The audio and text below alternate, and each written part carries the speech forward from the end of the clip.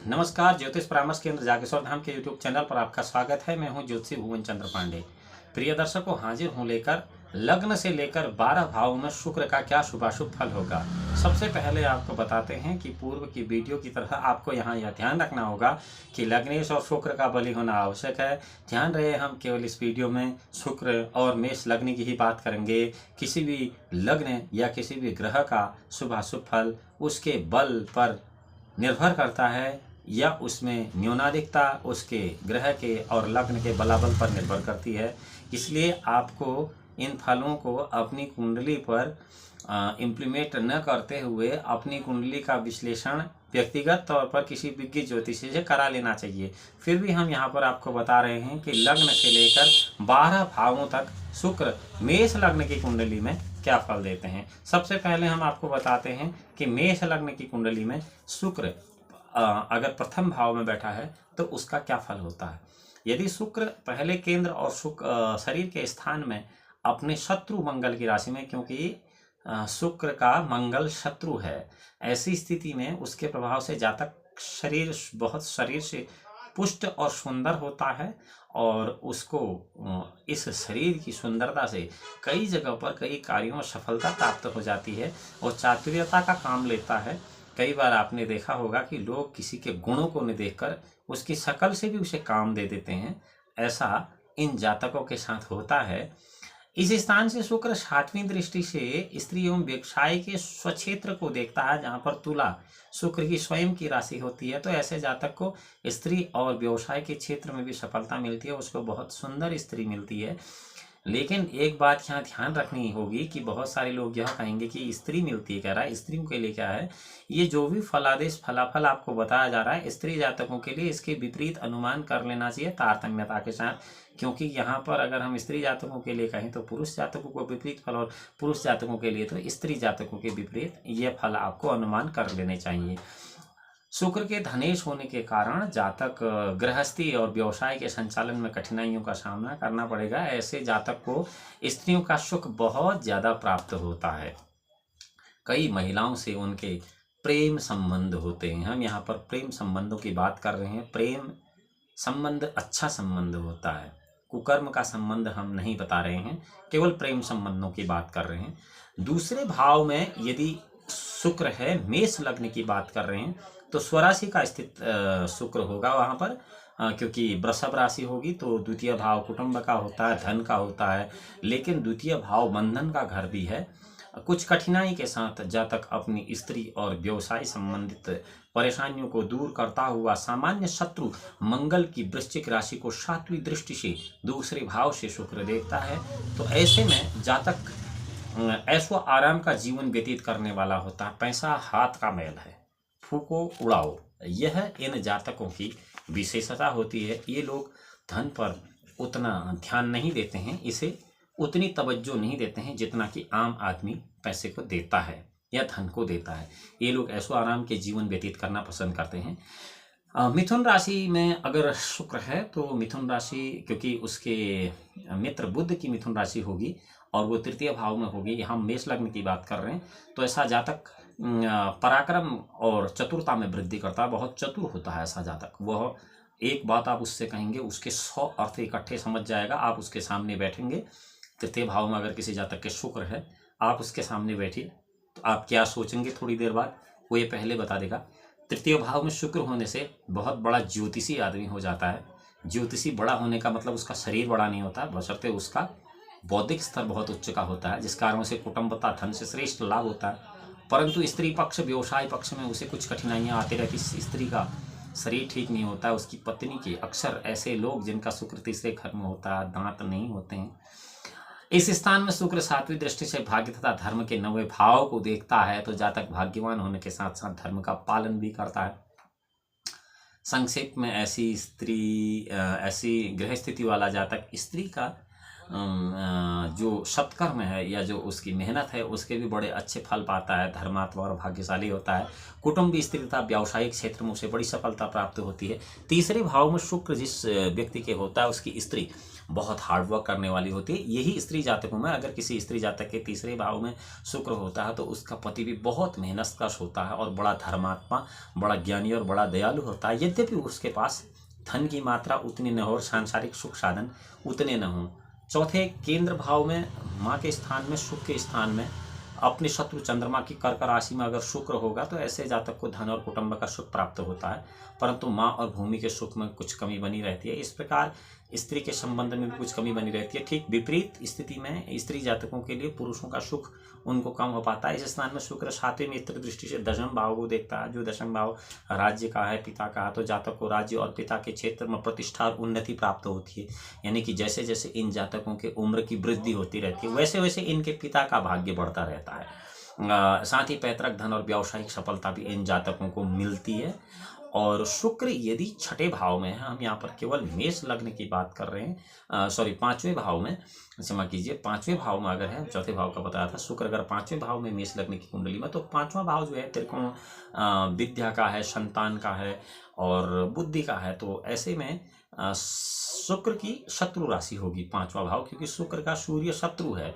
तो ऐसे सूर्य की शत्रु राशि पर स्थित शुक्र का प्रभाव जब होगा तो जातक की विद्या एवं संतान के पक्ष में उसे बड़ी सफलता प्राप्त है। ऐसे व्यक्ति की उच्च शिक्षा जो होती है बहुत आसानी से हो जाती है। बहुत ज़्यादा पढ़े लिखे लोगों की कुंडली में यह योग होता है कि मेष लग्न की कुंडली में शुक्र 5वें भाव में हो, तो ऐसा जातक जो है उच्च शिक्षा प्राप्त कर लेता है। उसका भाग्य ऐसा होता है कि वो कोई अगर कहीं पर उसका, उदाहरण के तौर पर अगर उसने कुछ गलती भी की है तो लोगों की नज़रों में उसकी गलती नहीं आती, बल्कि जो उसका सही काम है वो सब लोगों की नज़रों में आ जाता है। यह मेष लग्न में 5वें भाव में शुक्र के स्थित होने के कारण ही होता है। और इस स्थान से शुक्र जो है अपनी 7वीं मित्र दृष्टि लाभ स्थान को, अपनी मित्र शनि की कुंभ राशि को देखता है।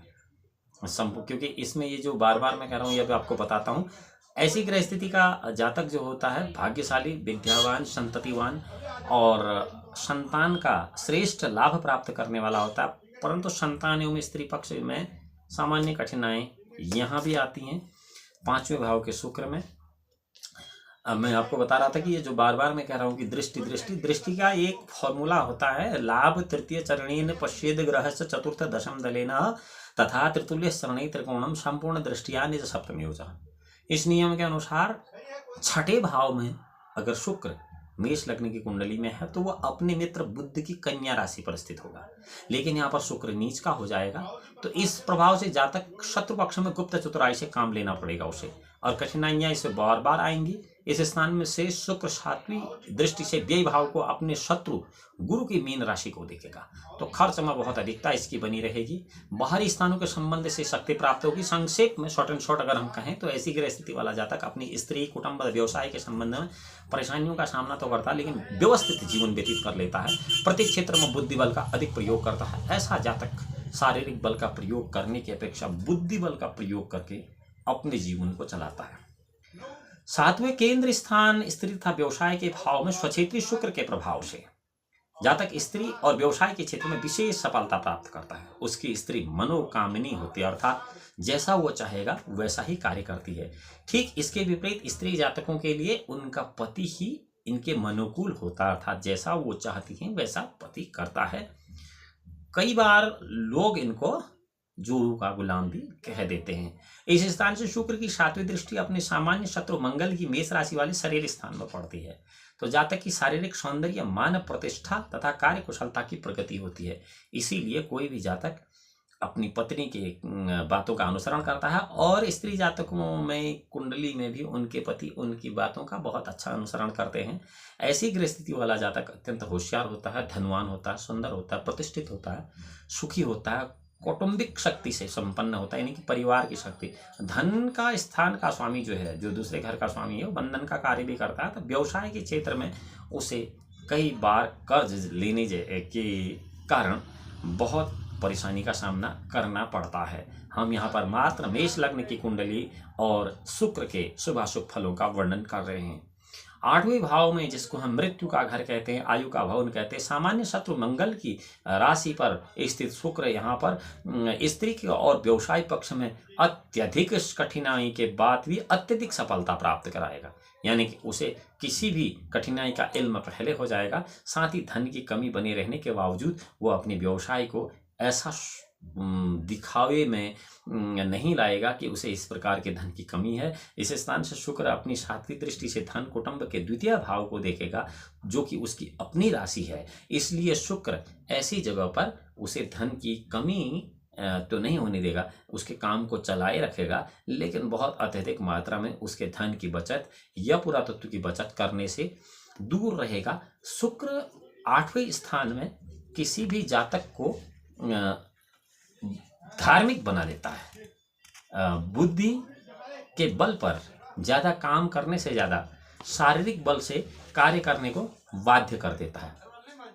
नौवें भवन त्रिकोण भाव में, भाग्य भाव में अपने सामान्य शत्रु गुरु की धनु राशि पर अगर शुक्र होगा किसी जन्म कुंडली में जहां पर कि मेष लग्न हो, तो ऐसा जातक भाग्यवान होता और बहुत अधिक चतुर होता है। उसे गृहस्थी, स्त्री तथा कुटुंब का श्रेष्ठ सुख प्राप्त होता है। नवा भाव बृहस्पति की तरह शुक्र का भी फल देने वाला, अच्छा फल देने वाला भाव है।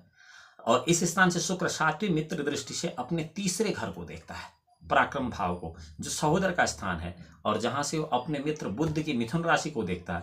तो जातक को पराक्रम एवं भाई बहनों का सुख तो प्राप्त होता ही होता है।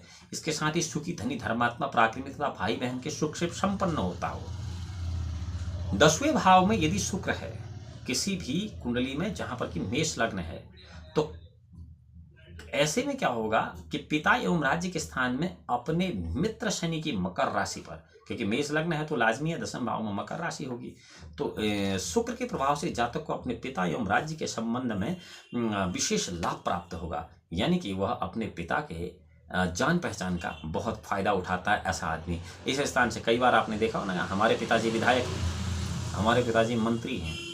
ये शुक्र मेष लग्न की कुंडली में 10वें भाव में जिस व्यक्ति के होता है, उसी को ऐसा सौभाग्य प्राप्त होता है। शुक्र सातवीं दृष्टि से अपने शत्रु चंद्रमा की कर्क राशि में चौथे भाव में माँ, सुख, भवन और भूमि के घर को देखता है। तो ऐसे में भूमि का सुख प्राप्त होता है, माँ का सुख प्राप्त होता है, घर का सुख प्राप्त होता है, वाहन का सुख प्राप्त होता है। ऐसा ग्रह स्थिति वाला जातक जिसके कि मेष लग्न की कुंडली में 10वें भाव में शुक्र हो, तो धनी, सुखी, भूसंपत्तिमान, यशस्वी, माता पिता एवं स्त्री का सुख बहुत अच्छे से प्राप्त करने वाला होता है। एकादश भाव में अगर शुक्र है मेष लग्न की कुंडली में, तो अपने मित्र शनि की कुंभ राशि में होगा, क्योंकि मेष लग्न में एकादश भाव में कुंभ राशि होगी, जो कि शनि की मूल त्रिकोण राशि है। इसमें जातक बड़ी चतुराई के साथ धन का सुख प्राप्त करेगा। ऐसे जातक बहुत बड़े धार्मिक स्थलों में पुजारी होते हैं, पुजारी मतलब बहुत बड़े धार्मिक स्थलों में पुजारी भी होते हैं, और ऐसे जातक बहुत बड़े धार्मिक स्थलों की चैरिटी में धन का लेन देन करने वाले होते हैं, और ऐसे जातकों को धार्मिक स्थानों से बहुत ज़्यादा धन की प्राप्ति होती है। इस स्थान से शुक्र अपनी सातवीं दृष्टि से सूर्य की सिंह राशि में 5वें घर में देखता है, जो कि विद्या और बुद्धि का भवन है। अतः जातक को विद्या, बुद्धि तथा संतान के क्षेत्र में बड़ी बुद्धिमानी और चतुराई से सफलता मिल जाती है, उसे बड़ी यश की प्राप्ति होती है। ऐसी ग्रह स्थिति वाला जातक धर्म का दिखावा करके अधर्म के रास्ते से भी अत्यंत पैसा कमा लेता है, इसमें कोई संशय नहीं। 12वें भाव में अपने सामान्य शत्रु गुरु की मीन राशि पर शुक्र उच्च का हो जाएगा। जब शुक्र मीन राशि का उच्च हो जाएगा मेष लग्न में 12वें भाव में, तो इस उच्च के शुक्र से जातक अत्यधिक खर्चीला हो जाएगा तथा बाहरी संबंधों द्वारा बड़ी चतुराई से धन तथा व्यवसाय की शक्ति प्राप्त करेगा, और अपने प्रेम प्रसंग तथा अपने भौतिक सुख भोगों में अत्यंत धन का अपव्यय करेगा। इस स्थान से शुक्र सातवीं नीच दृष्टि से अपने मित्र बुध की कन्या राशि को छठे भाव में देखेगा। तो छठे भाव में देखने से क्या होता है, शत्रु पक्ष में भेद तथा गुप्त युक्ति के द्वारा कमजोरी के साथ काम निकालने की शक्ति प्राप्त करेगा। वह अपने शत्रु में फूट पैदा कर देगा। ऐसा जातक सामान्यतः संघर्षपूर्ण जीवन व्यतीत करता है और आजीवन संघर्ष करता रहता है। ऐसे लोग बहुत बड़े स्तर पर जनता के लिए, लोगों के लिए संघर्ष करते नजर आते हैं। महात्मा गांधी की कुंडली में, जो कि शुक्र व्ययभाव पर अपना पूर्ण आधिपत्य करके बैठा हुआ था, पूरे देश के लिए एक जन आंदोलन खड़ा करने, अपने लिए नहीं बल्कि समाज के लिए लड़ने के लिए आजीवन संघर्ष करने पर इसी शुक्र का बहुत बड़ा प्रभाव था। यहाँ आपको ये ध्यान देना जरूरी होगा कि यहाँ पर लग्न भी बली होना चाहिए और ग्रह भी बली होना चाहिए। अगर ग्रह का बल कम है तो उसके फल में न्यूनता आ जाएगी, और ग्रह का बल अधिक है तो उसके फल में अधिकता आ जाएगी। ये ग्रहों के बल जो हैं, इनको न्यूनाधिक करने के लिए इनके न्यूनाधिक फल तभी प्राप्त होंगे जबकि इनका बल न्यूनाधिक होगा। किसी स्पेसिफिक कुंडली में ये ग्रहों का बलाबल देखने के लिए आपको उस विशेष कुंडली का अवलोकन विज्ञ ज्योतिषी से व्यक्तिगत तौर पर करा लेना चाहिए, अन्यथा की स्थिति में यह हास्यास्पद हो सकता है। आशा करते हैं आपको यह वीडियो अच्छी लगी होगी। यदि आप ज्योतिष की जिज्ञासा रखते हैं और ज्योतिष संबंधित जानकारी चाहते हैं तो आप ज्योतिष परामर्श केंद्र जागेश्वर धाम की इस यूट्यूब चैनल को लाइक कर सकते हैं, सब्सक्राइब कर सकते हैं और बेल आइकन का बटन केवल इसलिए दबा सकते हैं कि सोशल मीडिया प्लेटफॉर्म पर सबसे पहले आपको यह जानकारी प्राप्त हो सके।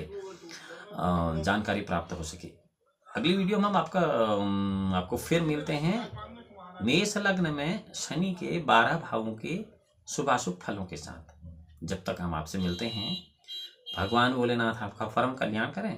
तब तक के लिए नमस्कार।